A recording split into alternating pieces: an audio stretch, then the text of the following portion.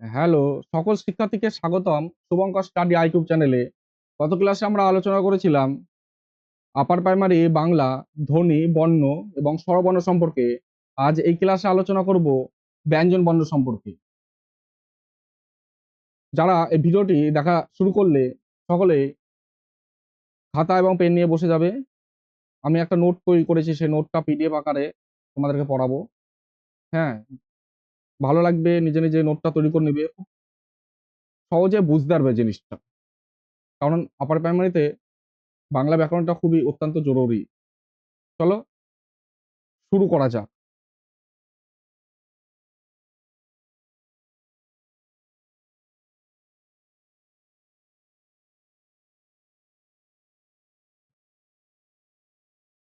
ব্যঞ্জন বর্ণ।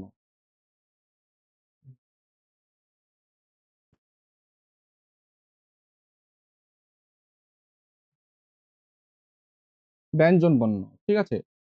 ব্যঞ্জন বর্ণ যে সকল বর্ণ, মানে যে সকল স্বরবর্ণ স্বরবর্ণের সাহায্য ব্যতীত, মানে স্বরবর্ণের সাহায্য ছাড়া স্পষ্টভাবে উচ্চারিত হতে পারে না, তাদেরকে আমরা ব্যঞ্জন বর্ণ বলি।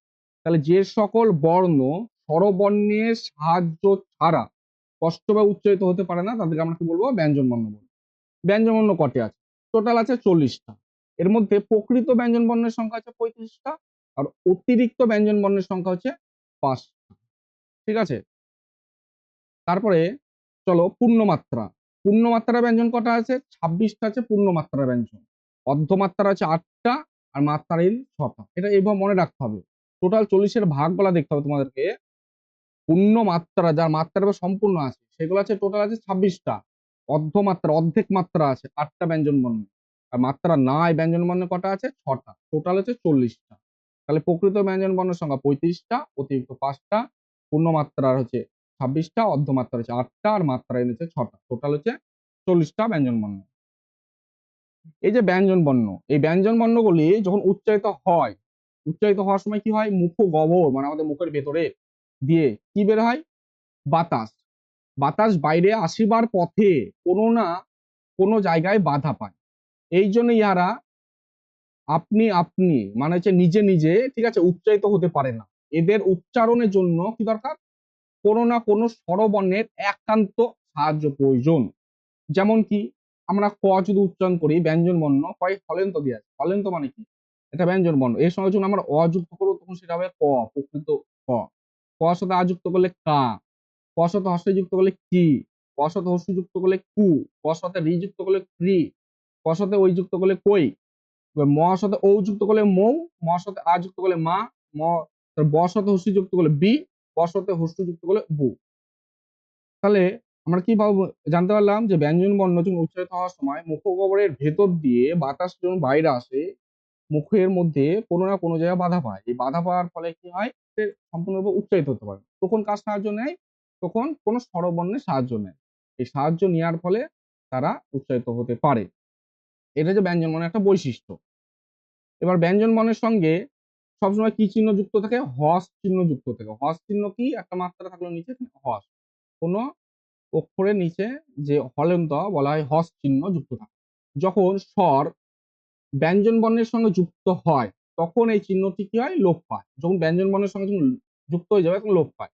যেমন আমি এখানে যেহেতু বলি ক, কয়ে হলন্ত যুক্ত আ, তাহলে কি হবে? কয় আকা কা। তাহলে এই ব্যঞ্জন বর্ণ এইটা কয় হলন্ত, মানে হস চিহ্ন, কয় হস। এর সাথে আ যুক্ত করলাম, তারপরে যখন আমরা বর্ণটা তৈরি করলাম তখন কি হলন্ত থাকলো? থাকলো। তার জন্য বলেছে যখন স্বর, এই স্বর কি ব্যঞ্জন বর্ণের সঙ্গে যুক্ত হয়, স্বর ব্যঞ্জন বর্ণের সঙ্গে যুক্ত হয় তখন এই চিহ্নটি লোপ পায়। আর স্বরধ্বনি যে সাংকেতিক রূপ তোমাদেরকে এগুলো জেনে নেওয়া দরকার, অবশ্যই জানো অবশ্যই। আবার বলছি, আ আকার, হস্তি হস্তিকার, দীর্ঘিকার, হস্তুকার, দীর্ঘকার, ঋকার, একার, ঐকার, ওকার, ঔকার। হ্যাঁ, এগুলো জানতে হবে। এবার স্পর্শবর্ণ। স্পর্শবর্ণ কোনগুলোকে বোঝায়? স্পর্শবর্ণ ক থেকে ম পর্যন্ত 25টা বর্ণ দেখবে, হিসাব করবে, ক থেকে ম পর্যন্ত 25টা বর্ণ। এই 25টি ব্যঞ্জন ধ্বনিকে বলা হয় বর্গীয় বর্ণ, একটা বর্গ। এই বর্ণগুলি উচ্চারণ করবার সময় কি হয়? জিহ্বার অগ্রভাগ, মধ্যভাগ, মূল ভাগ কোথায় কোথায় স্পর্শ করে? কণ্ঠ, তালু, মূর্ধা দন্ত ওষ্ঠ স্পর্শ করে বলে এই বর্ণগুলিকে স্পর্শ বর্ণ বলে। প্রত্যেকটি বর্গের যে প্রথম বর্ণ তার নাম অনুসারে বর্গের নামকরণ করা হয়। হ্যাঁ, যেমন হচ্ছে ক বর্গ। কি ক বর্গ কি কি আছে? ক, খ, গ, ঘ, ঙ, এটাকে বলা হয় কণ্ঠবর্ণ। চ বর্গ কোনটা? চ, ছ, বর্গীয় ছ, ইয়। তাহলে চ বর্গের প্রথমে চ, এই চ এর নাম অনুসারে কিন্তু চ বর্গ হয়েছে। আর এটাকে বলে তালব্য বর্ণ। তালব্য বর্ণ, তালব্য বর্ণ বলা হয়। ঠিক আছে, চ বর্গকে। আর ট বর্গ হচ্ছে ট, ঠ, ড, ঢ, মূর্ধন্য। মূর্ধন্য বর্ণ বলা হয় এটাকে। আর ত বর্গ হচ্ছে ত, থ, দ, ধ, দন্তন্য। এটাকে বলে দন্ত বর্ণ, দাঁত লাগবে উচ্চারণ করতে গেলে। আর প বর্গ হচ্ছে প, ফ, ব, ভ, ম। দেখো তোমাদের ঠোঁট স্পষ্ট করছে, ঠোঁট না হলে উচ্চারণ হবে না, তার জন্য এটাকে বলা হয় ওষ্ঠ বর্ণ। তাহলে জানলা ক থেকে, হ্যাঁ, এই যে ম, ক থেকে যে ম পর্যন্ত 25টা বর্ণ, সে 25টা বর্ণকে বলা হয় স্পর্শ বর্ণ। এই স্পর্শবর্ণ। এরপর আমরা আসবো অল্প প্রাণ ব্যঞ্জন বর্ণ। অল্প প্রাণ, যার কি উচ্চারণ করতে অল্প সময় লাগে। তাহলে যে ব্যঞ্জন বর্ণগুলি উচ্চারণ করিবার সময় কি অল্প পরিমাণ প্রাণ, প্রাণ মানে কি? শ্বাস বায়ু বা নিঃশ্বাস বায়ু, শ্বাস বায়ুর প্রয়োজন, অল্প পরিমাণ প্রাণ অর্থাৎ শ্বাস বায়ুর প্রয়োজন হয়, সে বর্ণগুলোকে বলা হয় অল্প প্রাণ ব্যঞ্জন বর্ণ। এই বর্ণগুলি প্রত্যেক বর্গের প্রথম আর হচ্ছে তৃতীয় বর্ণ। কি কি আছে? ক বর্গে ক, গ প্রথম, ক আর হচ্ছে গ তৃতীয়। চ বর্গীয় চ, চ বর্গের চ প্রথম আর বর্গীয় জ তৃতীয়। এইভাবে ট, ড, ত, দ, প, ব। এছাড়া আর কিছু ব্যঞ্জন ধ্বনি আছে যেগুলো অল্পবান বর্ণ বলে পরিচিত। অন্তুজ, র, ল, ব, এই কটা। তাহলে অল্পবান ব্যঞ্জন বর্ণ হচ্ছে যে ব্যঞ্জন বর্ণগুলি উচ্চারণ করবার সময় অল্প পরিমাণ অর্থাৎ শ্বাস বয়ের প্রয়োজন হয়, তাদের বলে অল্প প্রাণ ব্যঞ্জন বর্ণ। এবার আসছে মহাপ্রাণ ব্যঞ্জন বর্ণ। মহাপ্রাণ ব্যঞ্জন বর্ণ কোনগুলো? যে বর্ণগুলি উচ্চারণ করিবার সময় অর্ধেক পরিমাণ প্রাণ, অধিক, অর্ধেক বলছে অধিক পরিমাণ প্রাণ, অধিক মানে বেশি, অর্থাৎ শ্বাসবায়ুর প্রয়োজন হয়, বেশি শ্বাসবায়ুর প্রয়োজন হয়, তাদেরকে বলা হয়েছে মহাপ্রাণ বর্ণ। কোন কোন গুলা? বর্গ হচ্ছে দ্বিতীয় বর্ণ আর চতুর্থ বর্ণ। ক বর্গের দ্বিতীয় বর্ণ হচ্ছে খ, আর যে চতুর্থ বর্ণ হচ্ছে ঘ। চ বর্গের হচ্ছে ছ আর হচ্ছে ঝ। এইভাবে খ, ড, তারপর হচ্ছে খ, ধ, ক বর্গ হচ্ছে ফ আর হচ্ছে ভ। এইগুলো হচ্ছে বর্গের দ্বিতীয় চতুর্থ বর্ণ। আর এইগুলোকে বলা হয় মহাপ্রাণ বর্ণ। তাহলে সহজ ভাষায় মনে রাখতে হবে যে বর্গের দ্বিতীয় বর্ণ আর চতুর্থ বর্ণ হচ্ছে মহাপ্রাণ বর্ণ, বর্গের প্রথম আর তৃতীয় হচ্ছে অল্প প্রাণ বর্ণ। ঠিক আছে, এইটুকুই মাথায় জানতে হবে। তো পিনায়ন আর ক্ষীণায়ন কি? এবার অল্প প্রাণ বর্ণ যখন মাঝে মাঝে কি হবে, অল্প প্রাণ বর্ণ যখন মাঝে মাঝে মহাপ্রাণ বর্ণের মতন উচ্চারিত হয়ে যায়, কোনো উচ্চারণ ত্রুটির জন্য হতে পারে, সেটাকে বলা হবে পিনায়ন। যেমন কাটাল, কয় চন্দ্রবিন্দু আকার ট একাল, কাটাল। ঠিক আছে, এই যে অল্পপ্রাণ বর্ণ ট, এ কিসের মতন উচ্চারণ হচ্ছে? মহাপ্রাণ বর্ণ ঠ এর মতন উচ্চারণ হয়ে গেল, কাটা। ক্ষয়সু তয়সু, থুতু থেকে ক্ষয়সু, ক্ষয়সু থুতু, এই ত ঠ এর মতন উচ্চারণ হলো। তাহলে অল্পপ্রাণ বর্ণ হচ্ছে ত, মহাপ্রাণ বর্ণের মতন উচ্চারিত হয়ে গেল। তাহলে অল্পপ্রাণ বর্ণ যখন মহাপ্রাণ বর্ণের মতন উচ্চারিত হবে তখন সেটা বলা হবে ক্ষীণায়ন। আর ক্ষীণায়ন, মহাপ্রাণ বর্ণ মাঝে মাঝে অল্পপ্রাণ বর্ণের মতন উচ্চারিত হয়, এটা উল্টো। ক্ষীণায়ন হচ্ছে উল্টো পুরো। মহাপ্রাণ বর্ণ যখন মাঝে মাঝে অল্পপ্রাণ বর্ণের মতন উচ্চারণ হয় তখন সেটাকে বলা হয় ক্ষীণায়ন। যেমন ময়াকার থাকার, মাথা থেকে ময়াকার তয়াকার মাথা। তাহলে খ হচ্ছে মহাপ্রাণ বর্ণ, ত হচ্ছে অল্পপ্রাণ বর্ণ। তাহলে মহাপ্রাণ বর্ণ কার মতন উচ্চারণ হলো? মহাপ্রাণ বর্ণ অল্পপ্রাণের মতন উচ্চারণ হলো, মাথা থেকে মাথা। তারপর হচ্ছে চোখ থেকে চোখ, চয়কর খ, চোখ থেকে চয়কর খ, চোখ। কয়াকার ঠ, কার থেকে কয়াকার ঠ, কার। এখানে দেখো ট থেকে ঠ হয়েছিল, এখানে ঠ থেকে ট হয়েছে। হাত থেকে হয়াকার থ, হাত থেকে হাত। মাছ থেকে মাছ, বাঘ থেকে বাঘ। তাহলে এইটুকুই জানবে, যখন অল্পপ্রাণ বর্ণ মহাপ্রাণ বর্ণের মতো উচ্চারণ হবে তখন হবে বিনায়ন, আর মহাপ্রাণ বর্ণ অল্পপ্রাণ বর্ণের মতো উচ্চারণ হবে তখন হবে ক্ষীণায়ন। এবার কি জানবো আমরা? অঘোষ বর্ণ। অঘোষ বর্ণ, অঘোষ বর্ণ কোনগুলো? যে বর্ণগুলি উচ্চারণ করবার সময় কি হয়, উচ্চারণ করার সময় স্বরতন্ত্রীর কম্পন হয় না, স্বরে যে তন্ত্রী স্বরতন্ত্রী কম্পন হয় না বলে কণ্ঠস্বর কি হয়, মৃদু থাকে। এই জন্য এই বর্ণগুলোকে বলা হয় অঘোষ বর্ণ। বেশি, হ্যাঁ, তাদের উচ্চারণ খুব মৃদু থাকে। যে সব বর্ণগুলো উচ্চারণ করবার সময় স্বরতন্ত্র কম্পন হয় না বলে কণ্ঠস্বর মৃদু থাকে, এই জন্য বর্ণগুলোকে বলে অঘোষ। অর্থাৎ বর্গের প্রথম আর হচ্ছে দ্বিতীয়, বর্গের প্রথম আর দ্বিতীয় বর্ণগুলি উচ্চারণ করবার সময় কণ্ঠস্থ স্বরতন্ত্রের কম্পন হয় না বলিয়া কণ্ঠস্বর কি হয়, মৃদু থাকে। এই জন্য এই বর্ণগুলিকে বলা হয় অঘোষ বর্ণ।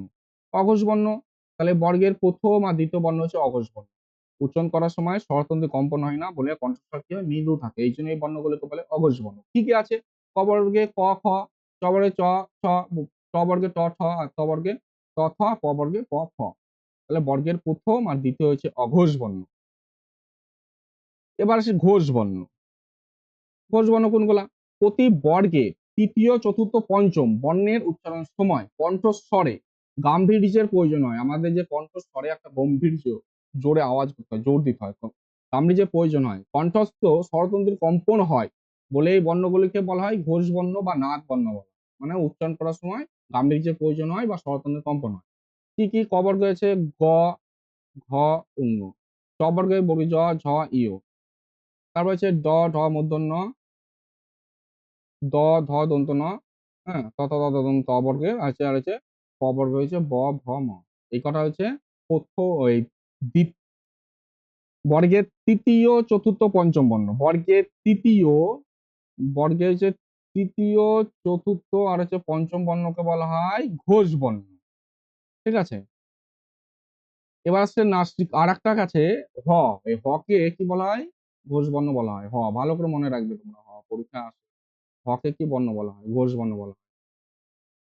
এবার আসে নাস্তিক্য বর্ণ বা আনুনাসিক বর্ণ। নাস্তিক্য বর্ণ বা আনুনাসিক বর্ণ, ঠিক আছে, যে বর্ণগুলি উচ্চারণের সময় কি হয়, মুখের ভেতরে যে বায়ু সেটা শুধু মুখ থেকে না বেরিয়ে নাসিকা দিয়ে বের হয়।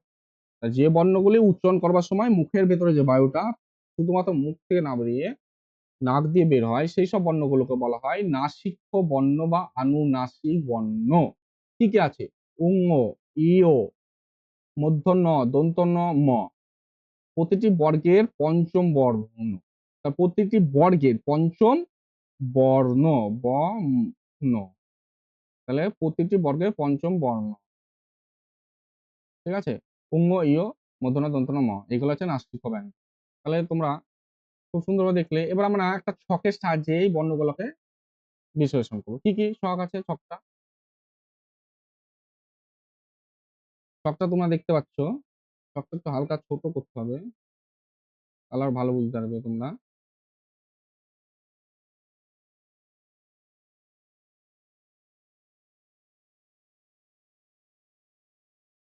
দাঁড়াও এক সেকেন্ড, আমার ঠিক করে নিই।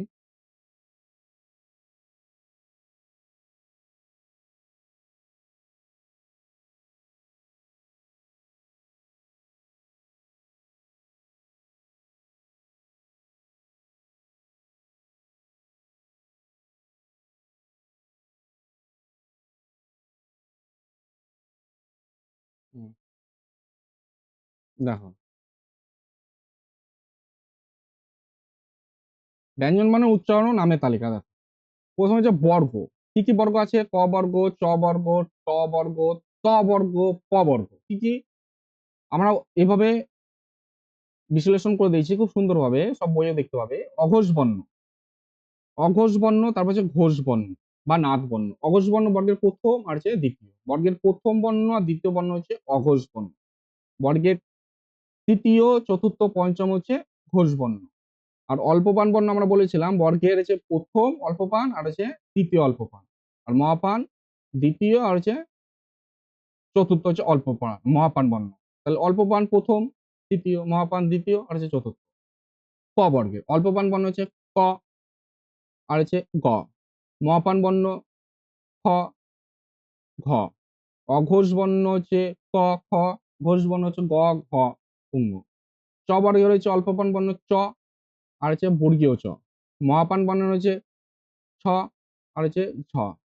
আর হচ্ছে ঘোষ বর্ণ হচ্ছে বর্গীয় ঝ, ইয়। আর অঘোষ বর্ণ হচ্ছে চ, ছ। এইভাবে প্রত্যেকটা দিয়েছি। ট বর্গের অল্পপান বর্ণ হচ্ছে ট হচ্ছে ড। আর মহাপান বর্ণ ঠ হচ্ছে ঢ। আর হচ্ছে ঘোষ বর্ণ হচ্ছে ড, ঢ, মূর্ধন্য ণ, আর হচ্ছে ট আর হচ্ছে ঠ হচ্ছে অঘোষ বর্ণ। ত বর্গের হচ্ছে অঘোষ বর্ণ হচ্ছে ত, থ। আর ঘোষ বর্ণ হচ্ছে দ, ধ, দন্ত ন। আর মহাপান বর্ণ হচ্ছে ত আর হচ্ছে দ। আর মহাপান বর্ণ, অল্পপান বর্ণ হচ্ছে ত আর হচ্ছে দ। আর মহাপান বর্ণ হচ্ছে থ হচ্ছে ধ। আর প বর্গের হচ্ছে অঘোষ বর্ণ হচ্ছে প, ফ। আর ঘোষ বর্ণ হচ্ছে ব, ভ, ম। আর হচ্ছে অল্প প্রাণ বর্ণ হচ্ছে প আর হচ্ছে ব, মহাপ্রাণ বর্ণ হচ্ছে ফ আর হচ্ছে ভ। ঠিক আছে। আর যে বর্গে তোমরা এটা দেখতে পাচ্ছ যে নাসিক্য ব্যঞ্জন, নাসিক্য বা পঞ্চম, এটাকে বলে নাসিক্য ব্যঞ্জন। প্রতি বর্গের পঞ্চম যে বর্ণ আছে ইও, মূর্ধন্য, দন্তন্য, ম, এটাকে বলা হয় কি বর্ণ? নাসিক্য বর্ণ বা নাসিক্য ব্যঞ্জন। এবং উচ্চারণ স্থান অনুযায়ী দিয়ে দিয়েছি, কি কি দিয়েছি? ক বর্গকে বলা হয় কণ্ঠ বা জিহ্বামূলীয় বর্ণ, কণ্ঠ বা জিহ্বামূলীয় বর্ণ উচ্চারণ স্থান অনুযায়ী। আর যে চ বর্গ বলা হয় চ চ বর্গ হয় তালব্য বর্ণ। আর ট বর্গ বলা হয় ট ঠ ড ঢ মূর্ধন্য মূর্ধন্য বর্ণ। ত বর্গকে বলা হয় দন্ত বর্ণ, ত থ দ থ দন্ত ন দন্ত বর্ণ। আর প বর্গ বলা হয় প ফ ব ভ ম ওষ্ঠ বর্ণ। ঠিক আছে। এই ছিল ব্যঞ্জন বর্ণের একটি সংক্ষিপ্ত ক্লাস। ব্যঞ্জন বর্ণ হয়ে গেল, এরপরে আরো কিছু আছে যেগুলো হচ্ছে পার্শ্বিক ধ্বনি থেকে আরো ব্যঞ্জন বর্ণ, আরো বিশেষ করে এই যে 25টা বর্ণ, হ্যাঁ এখানে ম অব্দি থাকলো, আরো আছে, সেইগুলো আমরা একটু জানবো পরবর্তী ক্লাসে। আর একটা ক্লাস করলে ব্যঞ্জন বর্ণটা পুরোটা কমপ্লিট হয়ে যাবে বর্ণ সম্পর্কে। ঠিক আছে। তারপর আমরা কি করব? কিছু কোশ্চেন আলোচনা করব। ঠিক আছে। এই ছিল আজকে ক্লাস। যারা আমার এই ক্লাসটি দেখে একটু উপকৃত মনে হচ্ছে বা ভালো লাগছে, মনে হচ্ছে যে আপার প্রাইমারিতে কিছুটা অন্তত হ্যাঁ আশানুরূপ বাংলা বিষয় থেকে একটু ফল করতে পারবো, ঠিক আছে, তারা আমার এই ভিডিওটি দেখার জন্য তোমাদেরকে রিকোয়েস্ট করব আমার চ্যানেলটিকে লাইক করে একটু সাবস্ক্রাইব করবে। হ্যাঁ, শুধু বাংলা না, আমি আপার প্রাইমারির ইতিহাস, ভূগোল, যে সোশ্যাল স্টাডিজ সেটাও নিয়ে আসবো, সেটা ক্লাসও নিয়ে আসবো। ঠিক আছে। চলো, দেখা হচ্ছে পরবর্তী ক্লাসে। সবাইকে ধন্যবাদ এতক্ষণ ধরে আমার সঙ্গে জুড়ে থাকার জন্য।